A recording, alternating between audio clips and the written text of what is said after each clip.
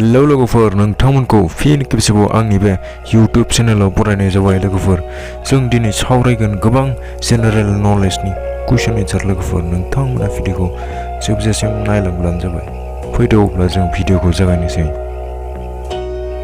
लोगोफोर कुइसन नम्बर 1 दं मा हादरनि नेम बायदियै नोंथाङा थैनाय सुबुंजोंबो जुलि जानो हायो एन्सारा जाबाय फ्रान्स हादरनि नेम बायदियै कुइसन नम्बर 2 आथिखालाव भारताव बेसेबां डिस्ट्रिक्ट्स दं एन्सारा जाबाय 739 फ्राम डिस्ट्रिक्ट्स दं कुइसन नम्बर 3 आथिखालाव भारताव बेसेबां गामि दं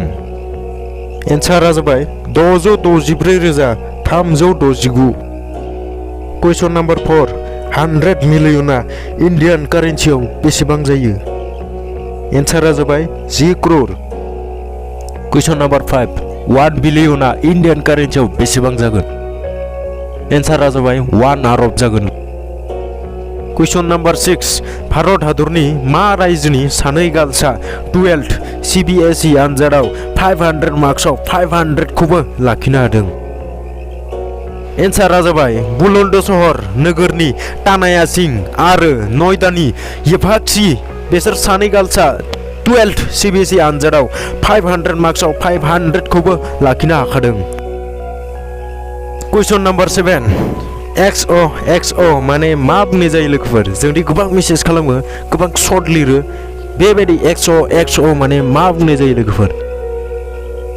एन्सारा जाबाय हाक्स होनना बुंनाय जायो लोगोफोर नोंथांमोनाथ' मिनिंखौ मिन्थिखायो कुइसन नम्बर 8 बेबायदिनो W8 माने मा बुंनाय जायो लोगोफोर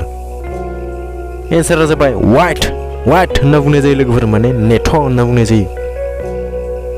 कुइसन नम्बर 9 गथ'फोरा गासै बेसेबां हाराफोर थायो एन्सारा जाबाय गथ'फोरा गासै 300 हाराफोर थायो कुइसन नम्बर 10 143 माने मा बुंनाय जायो लोगोफोर